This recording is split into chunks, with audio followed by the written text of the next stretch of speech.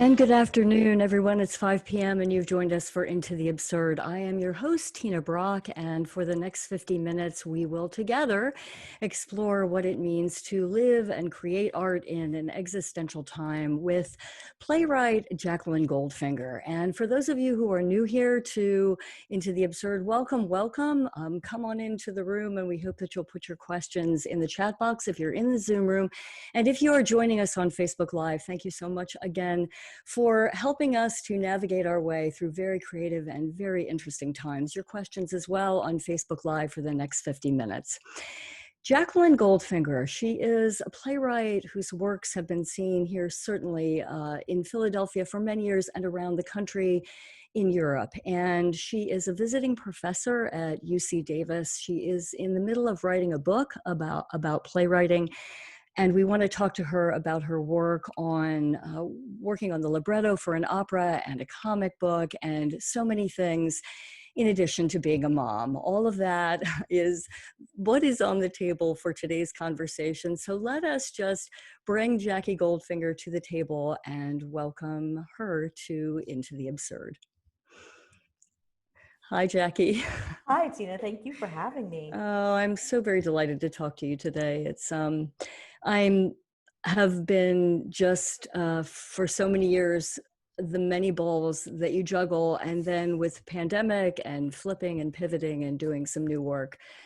These are the things I'm really excited to talk to you about. I think let's start at the beginning meaning college, and talk about how you got started in playwriting. You went to Agnes Scott, right, in Decatur, and did you go in? What was your major? My major was English literature, creative writing with a minor in theater, because at that time, I was doing some playwriting, but I was also doing more essay writing and poetry writing. And so one of the great things about Agnes Scott College being a terrific liberal arts school and a small liberal arts school is that I had the opportunity to explore lots of different types of writing with a lot of one-on-one attention. And so that's one of the reasons I went there, is because I knew I'd have that opportunity to explore. Mm-hmm. And their theater department was wonderful and also allowed students to stage their own work. So not only did you get to write, but you also could put your own work on stage, which I find is the best way to learn. I'm definitely a hands-on learner.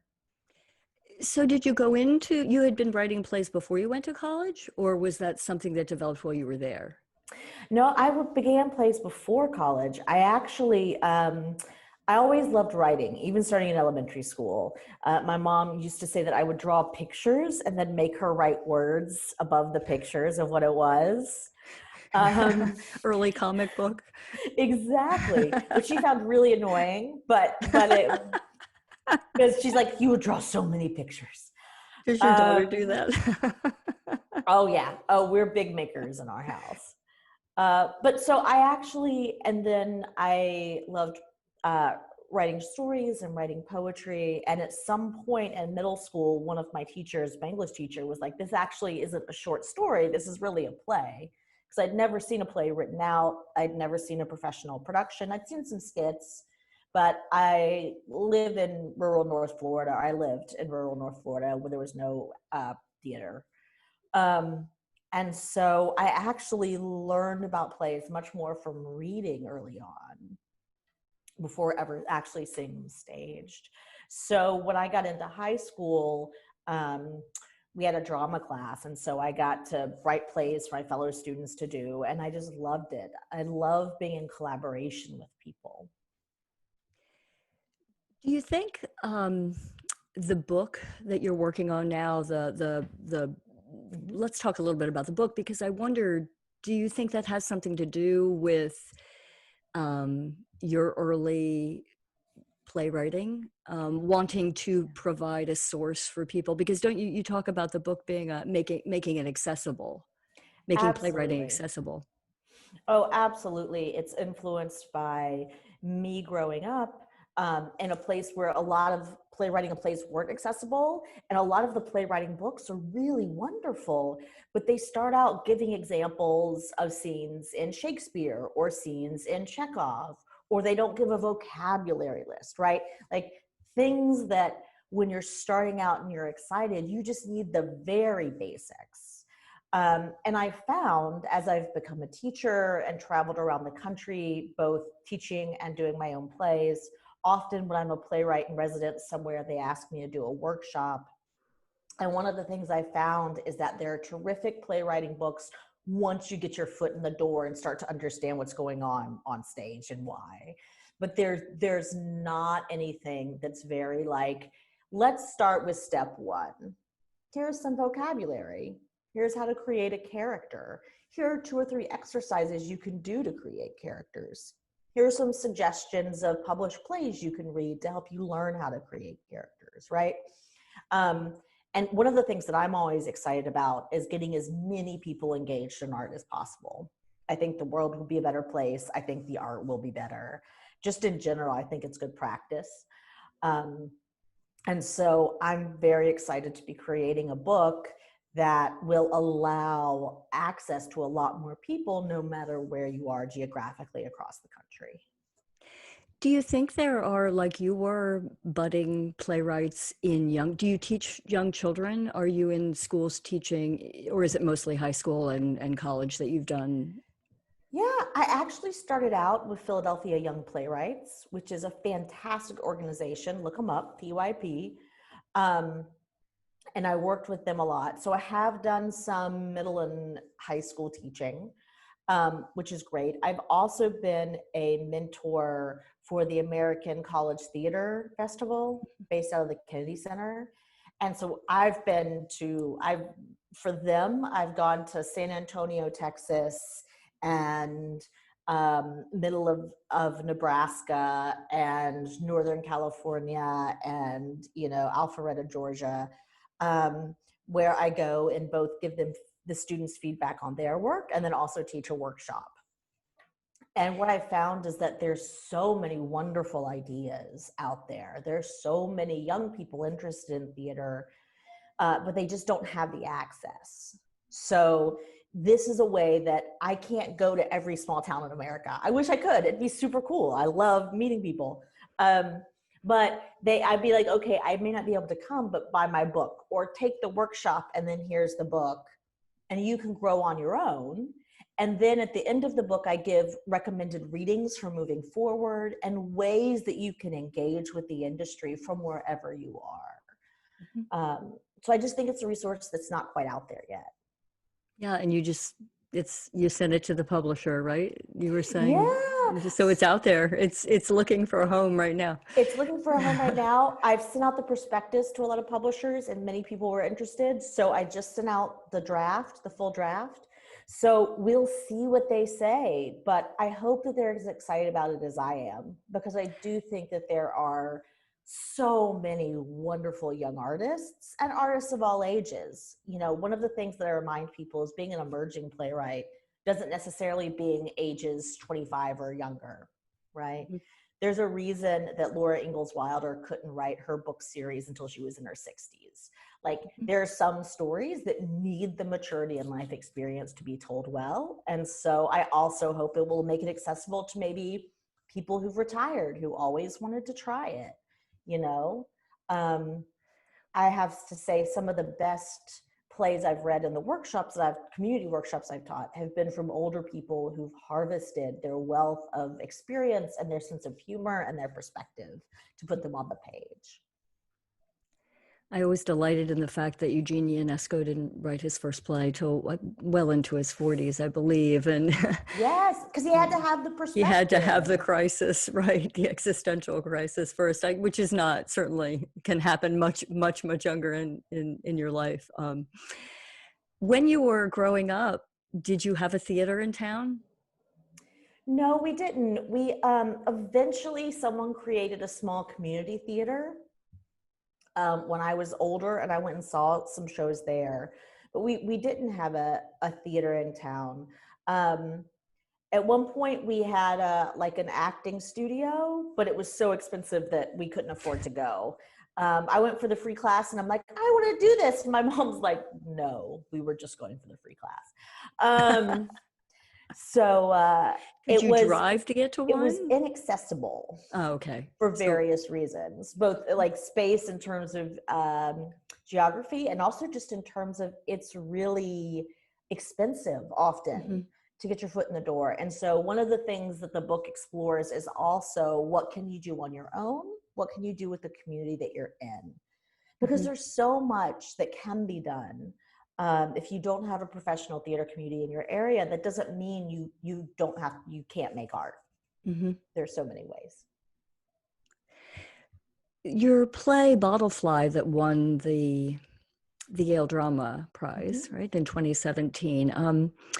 You talk about it, a rapidly changing social environment in Florida, and I was interested in what about that you were you were capturing in Bottlefly. What did you feel the need to say about that environment? I think that especially on stage and sometimes on screen as well, there's this idea that there is Black America and white America and Hispanic America, at least in Florida, and they're all completely separate. And yet, while there absolutely are barriers and there absolutely are separations, there are also places where these communities come together, especially in Florida. And they have to deal with the ideas that one has about the other. And Mhm, I find that fascinating and nuanced and complicated and beautiful.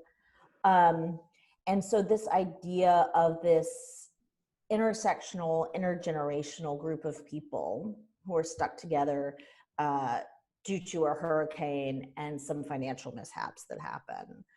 And how do they deal with one another? How does the white woman who's the Trump, who would have probably become the Trump voter, mhm, right, handle having to rent out her room in order to make rent to to a lesbian couple, mhm, right? And what we find is that when you bring people down to sharing their humanness with one another, right, which is what we're doing in theater essentially, but in the characters in the play sharing their humanness, they find a love for one another that you would never expect. And that's a lot of my experience in Florida, is that um, there's a famous story about after there was a pencil factory fire and a man named Leo Frank was lynched, who was Jewish, and all the other Jews were told to get out of town. And that's a real event, unfortunately, that mhm, happened. And there's a story that comes down from that a Jewish family was carrying their stuff to the train to leave the city.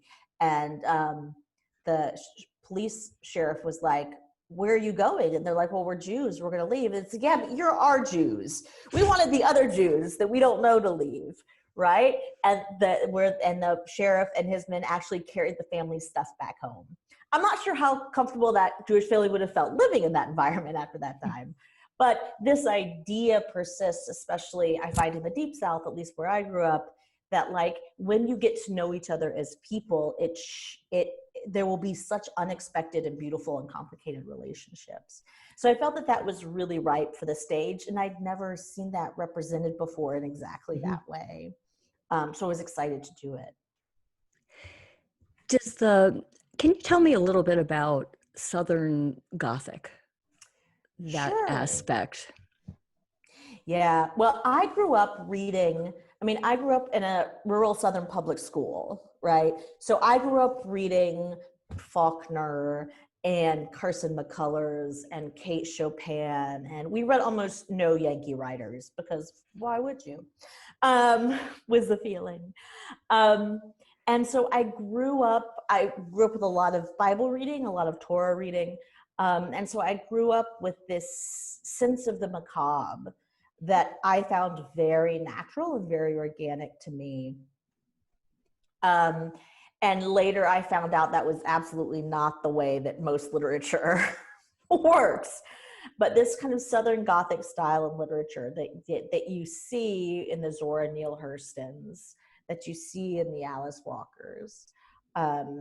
And I had never seen that really successfully translated to the stage. I'd seen the Victorian Gothic, which is super Mhm, cool. right? I've seen different ideas of that, but never with the Southern bent. And so that was initially when I started writing plays, that was what I was bringing to the stage. I felt like that was something. I'm always asking myself, what can I add that someone else is not doing? Right? Mm-hmm. If someone else is doing it and doing it well, then I want to support them in their endeavors. I think that's awesome.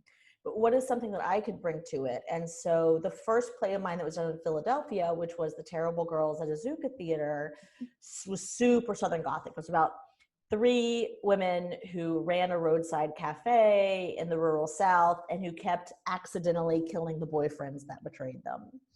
How accidental it was is up for debate. Mm-hmm.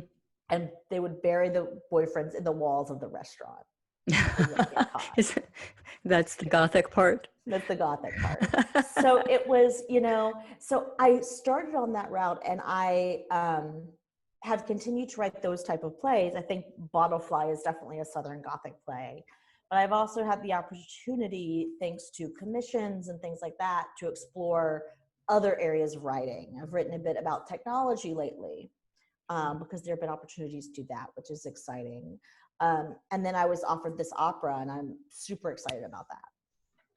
Yeah, let's talk a little bit about the shifting of, I think I saw in an interview that you had done about the pandemic, and I hope I'm quoting you right, that you learned more about playwriting in 6 months than you had in a long time. And was it the play Click that you were translating to a format, a virtual format? Yes, right? my play Click had 2 professional productions, and then a number of schools had asked to do it. So they were supposed to do it this academic year, and then COVID hit. And so then it was like, we decided to make it a Zoom piece, but a Zoom piece that was site specific for Zoom, using the pros, the bonuses of what you have on Zoom, rather than trying to keep it a stage piece. And that was a fascinating challenge. So we'll see. UC Davis and Northwestern and a couple places are going to do it this school year. And so we'll see how well we've succeeded. But you really learn a lot about your characters and a lot about moments that work and don't work when you have to change formats quickly. Did it feel to you much more of as if you were writing a television screenplay on some level, or the construction of the scenes, the way, because it has a strong visual component to it? Did that calculate into how, the changing? And it sounds like it lent itself very well. It did. Like, that's also, we were lucky, right? Because it was a play about technology that was told in vignettes. So the fact that it was told in vignettes made it an easier transition, or a transition that made sense. Also, we, unlike television, we use the breakout rooms. So you would have to, it was site specific in the sense that you would have to decide what route you were going to go. Were you going to stay on the main screen and watch the main story? You were invited to breakout rooms. Would you go into one of these breakout rooms and engage with a side story? We talked a lot about Pig Iron's Pay Up, which I think did that very successfully. We talked a lot about applied mechanics work here in Philly that has done that very successfully. And like, how do we bring something theatrical and heightened to a medium that is intentionally flat? So yeah, it was fascinating.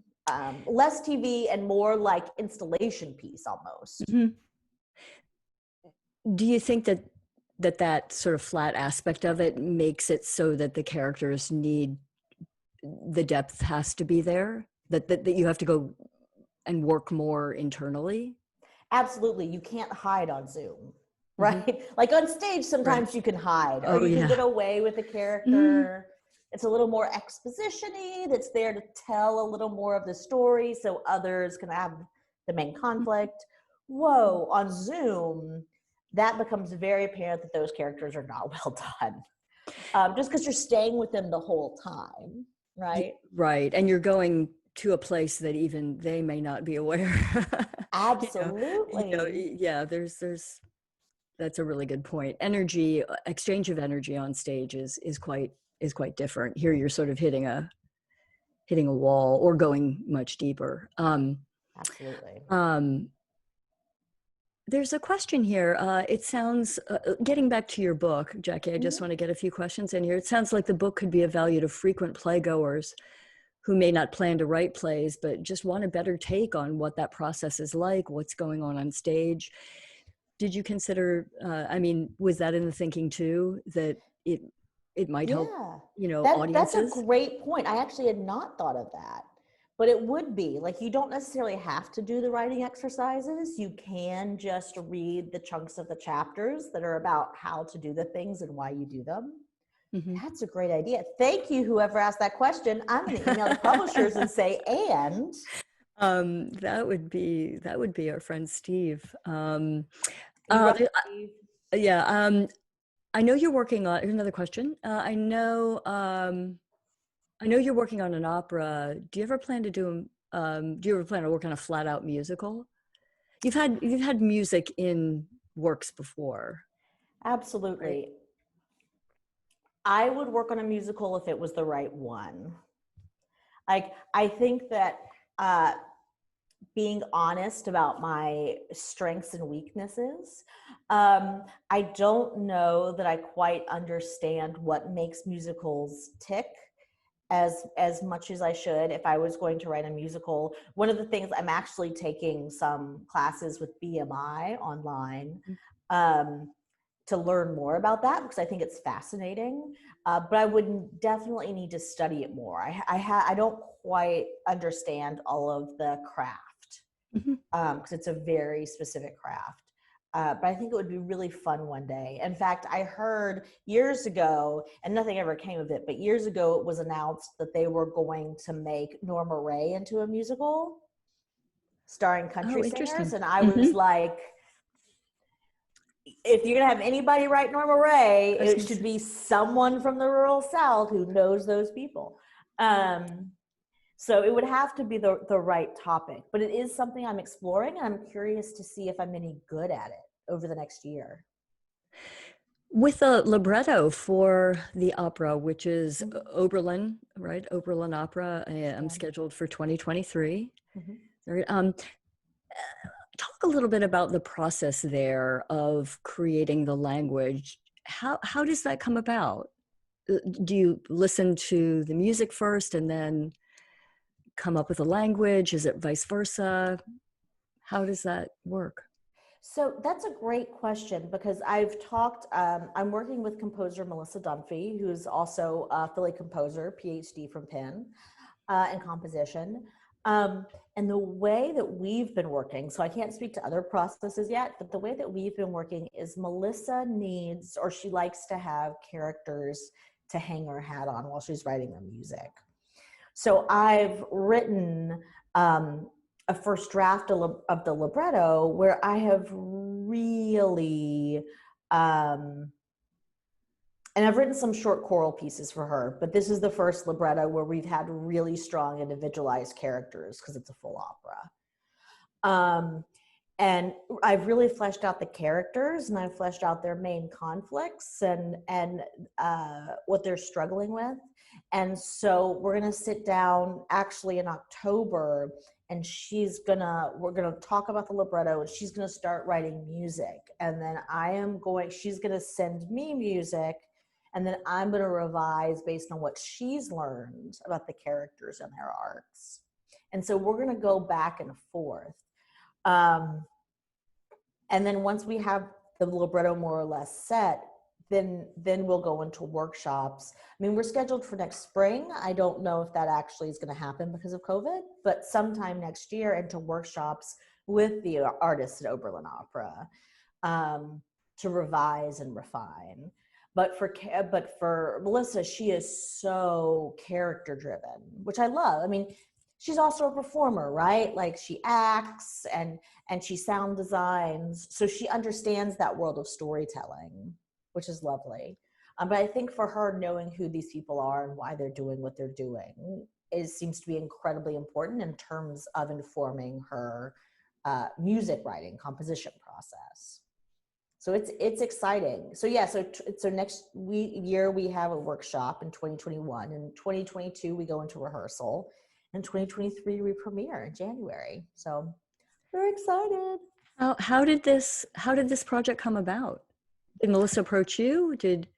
She did. So in most opera writing, I've learned, the composer gets to choose their librettist. And I had written a couple of short choral pieces for Melissa. She also does choral work for churches and for things like that. And usually you have to use words in the public domain if you're not a writer, because that's what's free to use. And she was tired of using public domain. She wanted to have new, fresh lyrics written specifically for her and what she wanted to do. So she came to me and she's like, can we try some of this choral stuff? And I was like, sure. I mean, I'm always willing to learn, right? It's like you asked me about musicals earlier. Like, I'm willing to learn, but I understand there's a learning curve because it's a different craft. So over the past year or so, I've been writing short pieces for her. So when Oberlin approached her to do a full opera, she asked if she could have me as the librettist. So I'm really happy to be going into my first opera experience with a friend and a colleague and someone who we know each other's processes and we know what's behind them. I think that's going to be really important. I think it would probably be very different if it was a cold call from a composer for our work. Sure.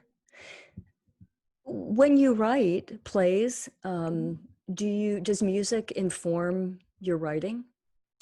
Absolutely.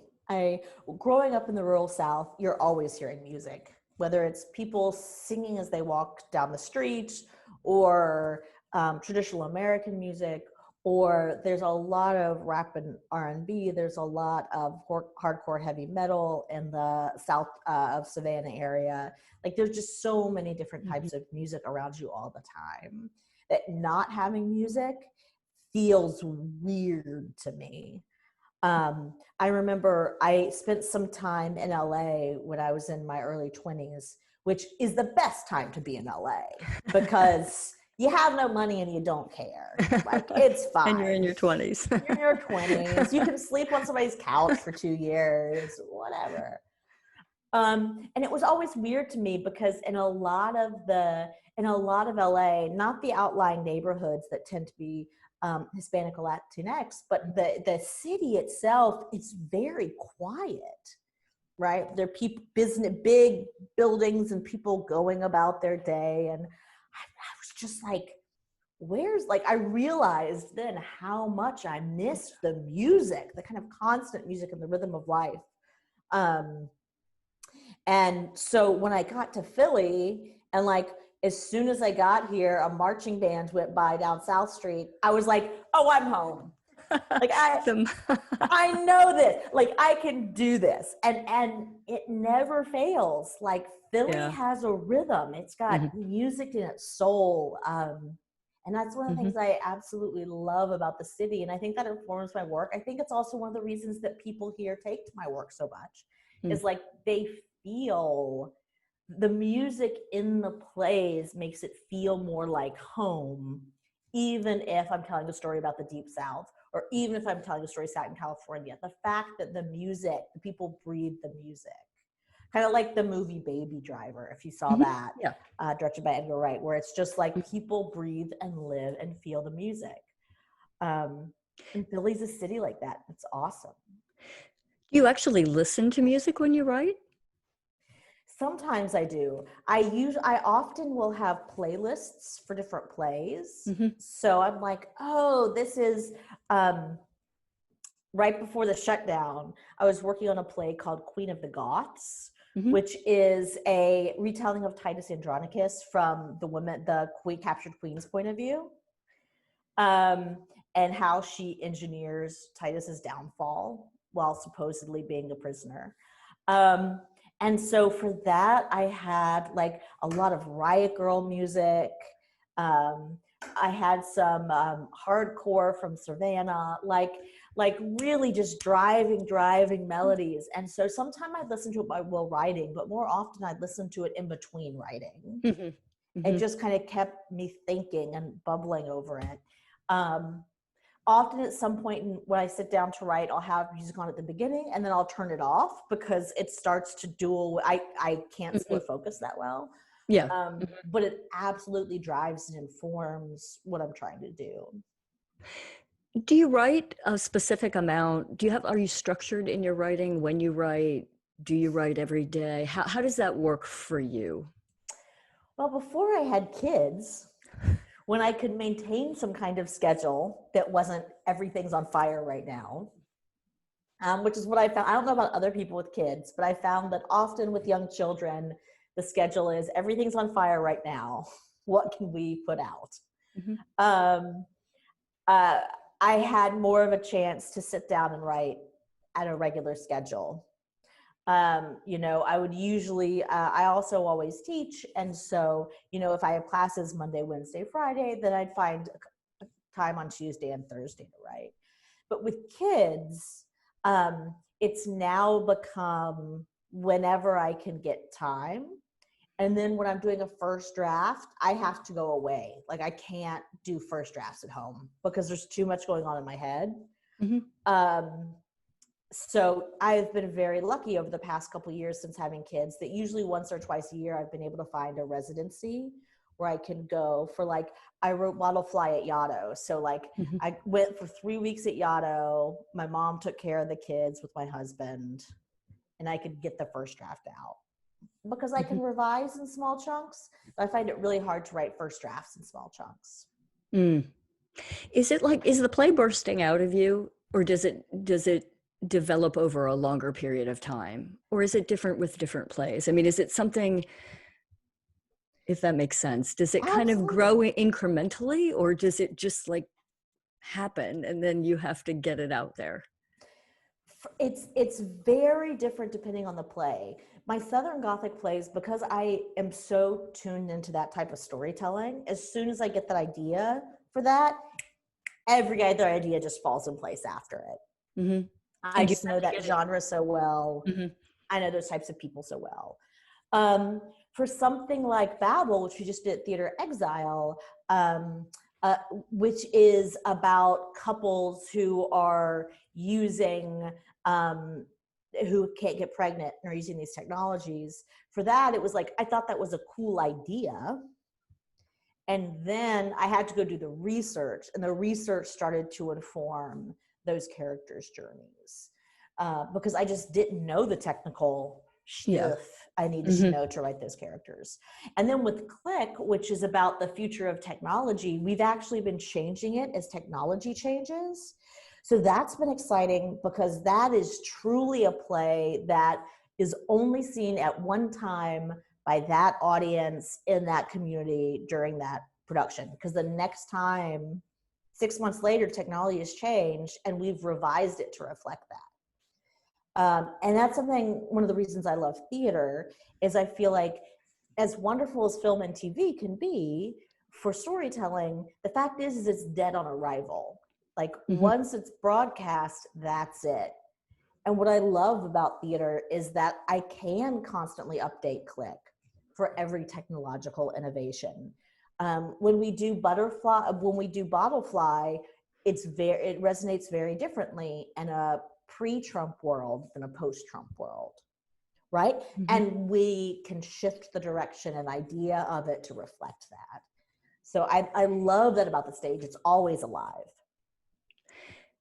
As you were talking about Bottlefly before, and one of the reasons for writing it, that you wanted to bring these communities together, it just reminded me of a conversation this morning about how Florida has the most diverse. It's one of the most challenging states to figure out how to reach the voter, because there are so many different voters there, and how to go about doing the psychology of how to go about doing that.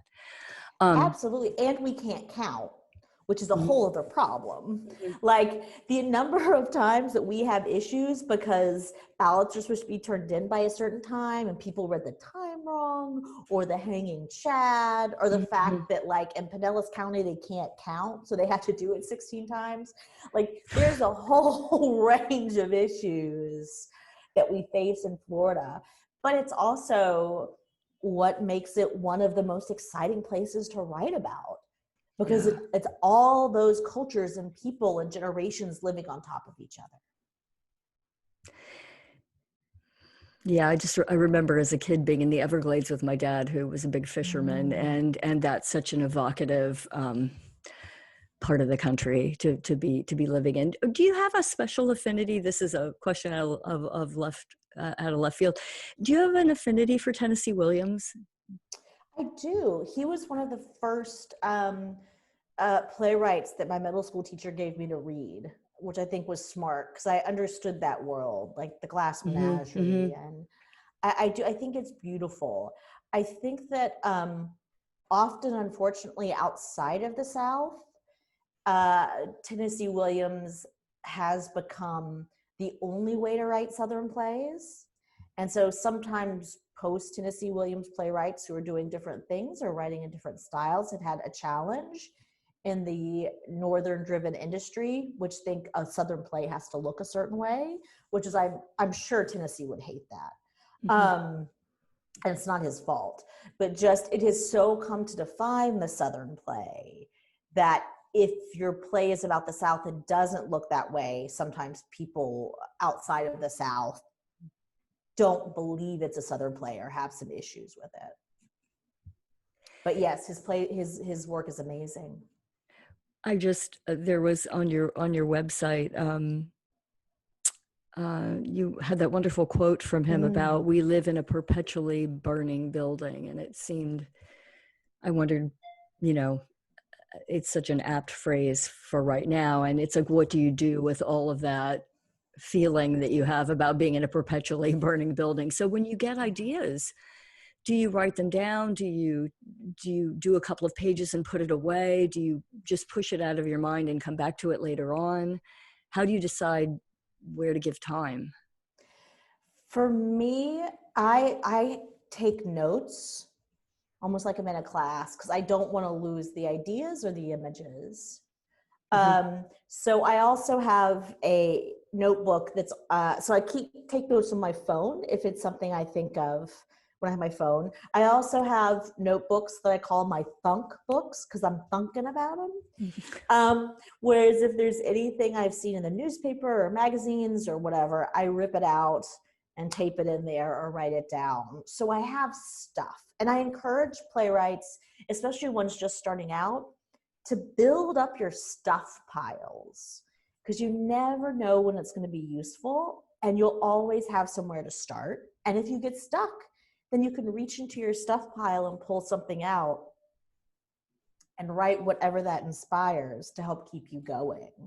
So I am a believer in having a lot of stuff and having a lot of notes for me and for playwrights starting out to help them keep going. Whether or not they keep collecting that stuff and keep taking those notes, it'll depend on their process, but at least it gives you a place to start. And I found it especially useful with children because often when I get an idea, I can't sit down and write it at that moment. It's just not possible. So having notes and having a specific place to put notes and go back to them helps me hang on to all those ideas that may get pushed out of my head because, I have to feed my little monsters 3 times a day. There's a comment here which is appropriate and certainly true. Jackie Goldfinger rocks. She's a mentor to writers of all ages, backgrounds, and experiences. And I think I was actually going to ask you about, you've called yourself a mama bear, right? And that you're protective of, and it certainly comes through in the work that you're doing with the book, with the children, and speaking a lot about wanting to usher on younger writers. Was that the way it was for you? Was there someone who was there for you when you were younger? Was there? I was very lucky in that I had a lot of great teachers who, when I expressed interest in doing this, they gave me what support they could. But I didn't have like one mama bear, which I think is one of the reasons that I like doing it. I came up with that phrase because someone asked me, they're like, we want to call you like a guru, and I'm like, no, no, like I don't want anything that predetermines that I'm saying you have to do something one way, because I just don't think that's the way art functions in general. And I think that that type of thinking actually limits the potential of our art and artists rather than expanding it. But I found that Mama Bear is one that people have said to me a bit. And I'm like, well, I'll just adopt that. That'll be great. It's what I'm here to do is provide support and then protect you from people who try and put you down and try and tell you you can't make your art because it's not the right way to do it. Mm-hmm. And also I'm a mama bear in terms of the rehearsal room. I'm a very big believer in the dignity and respect for every single person in that room, no matter what their position is. Every person has a voice. If the prop person wants to give a thought, the prop person is welcome. You know, if whomever it is. And there have to be moments in the rehearsal room where someone says, okay, we move on, or okay, we're doing this, of course, to get things done. But I think that there's also a level of kind of dignity and respect for the individual within the collective that I demand in my rehearsal rooms that has led people to think of me that way. And personally, I think that's a good thing. I think so. Do you, when you are in the rehearsal room and you have your baby, which is the play, does it ever, is it hard for you to separate from that? Or do you see it along the same lines? Everybody, you know, everyone has a voice and people need to be heard, and what they have to say matters. Do you ever find yourself just getting really protective of your baby? I always say the first draft is for me. I don't care what anyone else says. I throw everything into the first draft. I mean, my first drafts, Tina, have 19 ghosts and music. That was and the parade. A lot of animals. A lot of animals. Like things you would never have unless you were Jez Butterworth and you had a commercial producer behind you. Right? Like everything is that. That's so and great. I always keep a draft of that. And that is always entirely mine. So that I always feel that I have my baby that I love and that I want. And it can be as ugly or as weird or outrageous as it wants to be. And then what I usually do is I don't look for immediate feedback, because I find that when I just finish something is when I'm least receptive to feedback. So then I'll put it in a drawer for a month or 2 months and just let it percolate, right? And get some perspective. And then I'll cook a big dinner and invite a lot of friends over and buy a lot of trash wine, right? And we'll sit down and we'll just read it. We'll eat and we'll read and we'll drink. And then through that process, I've gained enough perspective, thanks to the time I've let it sit, and hearing it in a lot of different voices that may or may not fit the character descriptions. It becomes very clear what part is hot, what part is working, what part's exciting, and what is just Jackie staging a parade with raccoons, because that would be really cool, right? So through that process is when I start to write the second draft. And I usually start on a blank page where I'm like, okay, I've started to hear what works. And that's where I'm like, okay, now I'm a professional storyteller. Now this is my craft and my art, but also my job. And that's the point at which, after that, I write that second draft. That's when I start to bring it into a rehearsal room. So I'm always bringing a draft in that I'm ready to work on and I understand needs work as a professional writer. I don't bring into the room my first draft, which is my heart and my soul and my baby. You know, so I have found that if I separate it in that way, the process in that way, I'm much more productive as a writer. And everyone's always willing to give feedback. That doesn't mean I'll take every bit of feedback, but everyone, I'm always open to it. And some of the best feedback I've gotten has actually come from people who usually aren't allowed to speak in the room. I've gotten some terrific feedback from prop folks who were like, So you want me to do X, Y, and Z, and then Z, Y, and X, and then A, Q, and I.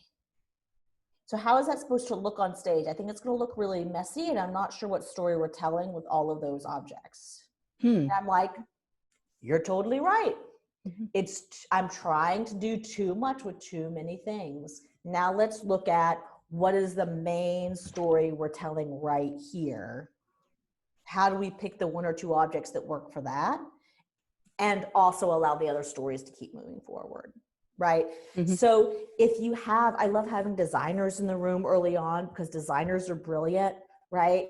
Rob Kapowitz or Sarah Alding, you know, can fix a lot of things that I screw up. Right? Pax Wrestler, it's like, okay, Pax, can you come in and do music for this moment? Because I know how it's supposed to feel, but we aren't there yet. So I love having those people in the room early and often, if that's at all possible. Do you see the play when you're writing it? Do you see it in your mind being staged when you're writing it? It depends. For the Southern Gothic ones, I do. I think because I know so specifically how those communities work and what those communities mean. I don't as much for the technology ones, but also plays that involve technology. There's so many different things you can do. Like if you read the script to Babel or Click, you'll see there's a lot fewer stage directions and a lot fewer descriptions. Because I feel like that's a world that I don't know as much of. And so it's a little more open to interpretation and to all that great stuff that designers can do. How did you get to the place where you knew that you should come in, you know, give the distance in that first draft and then come in as a writer? Is it that you didn't do that and then it became hard to, you know, to stage the Raccoon Parade, or did you, you know, or was there an event that had, like, did you just realize that over the course of a couple of plays, or? Well, I started out self-producing back in California. Shockingly, there was no one in Southern California that wanted to hear about ladies that murder their boyfriends and bury them in the walls of a restaurant at that time. No? I know, shocking. So I started self-producing because a lot of the things that I was interested in writing about, I didn't see on stage. And when I shopped the scripts around, people just weren't frankly that interested in those stories and those characters, which is fine, right? That's what happens in our industry. And one of the things I learned through the self-producing process was that I was way too emotional to a point where I didn't know what was good and bad anymore if I didn't have space. So I learned through doing a number of fringes, a number of site-specific works that I self-produced, like, oh, okay, if I put my play away for a month or two and then come back to it, I have much more perspective and my heart is still attached to it, but it's not like part of my soul. Like that, it was part of my soul. So through self-producing, and then once I started doing things like being the producer, I had to freeze the script because I just couldn't, there just weren't enough hours in the day to work a day job and be the producer and be the playwright. So I would freeze the script and I'm just like, and then I just pretended somebody else wrote it. I was like, whatever this crappy playwright wrote, we're just going to stage it because I can't handle revising while producing. There are probably people who can do it and do it brilliantly, and that's awesome, but I just couldn't. So for me, but having to self-produce early on, having to make the choices about what we could afford or not afford in the story, having to put on that producer hat really helped me learn how to distance myself from work at certain points. That's not to say there aren't certain things I insist on that other people don't like in my plays. There absolutely are. There are moments people are like, you could lose that. And I'm like, I don't think so. But it does mean that I think that one of the reasons folks like to commission me is because I understand the conversations that we're having, that they're looking at it from a producerial point of view, I'm looking at it from an artistic point of view, and we have to meet in the middle in order to get it on stage in front of an audience. Because for me, that is what theater is. I'm not a playwright until it's on the stage, right? Because it was never meant, plays were never meant to be read in the Western tradition. Shakespeare didn't even publish single versions of his plays before he died. That was all after his death. It allowed his company to make money off his name and legacy and survive and keep going. Like, it's not, it was not, it's a literature, but it's more performance. And I think that's one of the challenges, is like, there are things that work in performance that don't work on the page, and things that work on the page that don't work in performance. And being a literary manager throughout my career as one of my day jobs helped me understand that. That, you know, you read Katori Hall's Hurt Village, and there are parts that could never, you think would never work on, that just don't work on the page, but you put them on stage and they break your heart and illuminate your soul. And so I think that that is something we also have to give leeway to, is, you know, sometimes you just have to trust this really is going to work on stage. And as someone who comes from self-producing, I think I have a pretty decent sense of that, because I've had to put my own work on stage so much. Do you think you'd recommend that to young playwrights? I think it depends what situation you're in. As someone who came from outside kind of the theater industrial complex, right? I didn't go to grad school for theater. I didn't come from an undergraduate that had a big theater, and big name in theater. Self-producing was my way in. Now, there are going to be people who never have to self-produce, right? Because they go to a certain grad school and they write a certain thing that makes sense, and to a theater, and they get produced right off the bat. I think that's great too. I just think you need to get produced whatever way that is, because if you don't get produced, you're never going to know if it actually works. You're never going to know how it actually plays, how an audience takes to it, where people lean forward, where they lean back.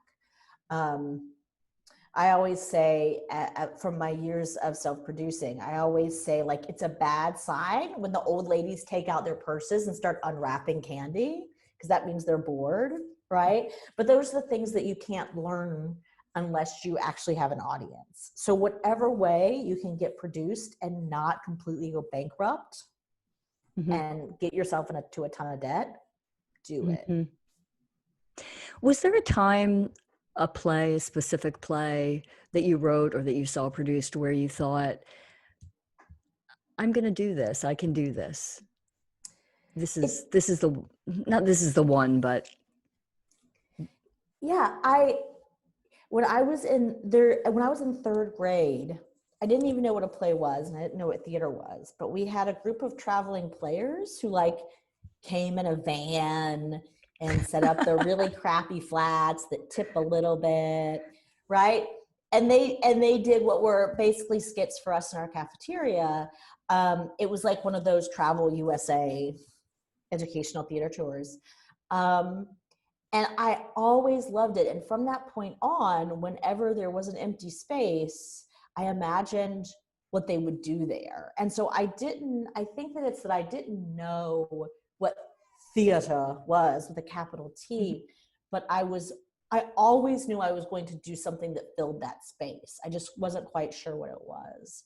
And then the thing that made me just fall head over heels was, I saw, when I was a freshman in college, I saw Karen Finley at 7 Stages in Atlanta, which is where I went to college.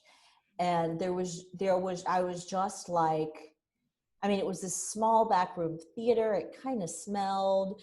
She was naked and rolling around in chocolate. I didn't quite understand why, but I knew that, like, I loved it. And so a lot of my self-education has been excavating what I love and why I love, and studying that along the way.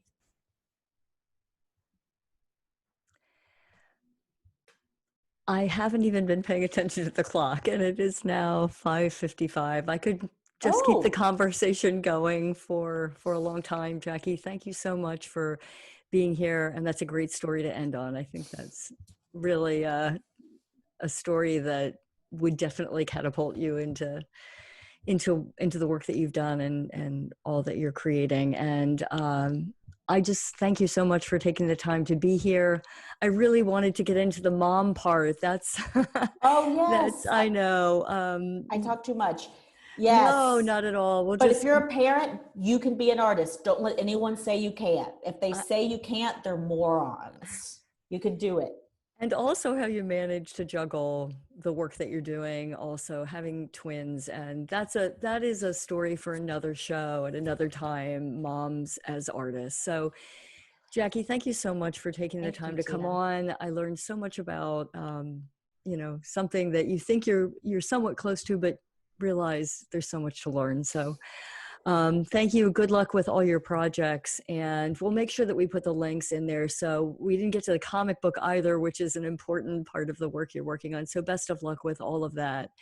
And Awesome. we'll keep in touch. Thank you, Tina. Thank you. And I hope that you will join us next week when we are going to be here with the Hatted Ladies of Harlem. And that is a wonderful collaboration between a couple of super artists who are combining fashion and we're combining art. And it's going to be a very, very, very fun conversation. And we will send you out some information this week so you can have that in your you can have the Zoom link and you can be in that conversation next week at 5 o'clock here on Saturday. And that is the Hatted Ladies of Harlem, Liz Goldberg, and a very good friend of hers that are creating a really interesting, fun art and fashion project. So for those of you who are here tonight, thank you so much for your questions and for your just your enthusiasm and being a part of all this. And we wish you the very best of weeks ahead and hope to see you at the table next Saturday at 5 p.m. And until then, be safe.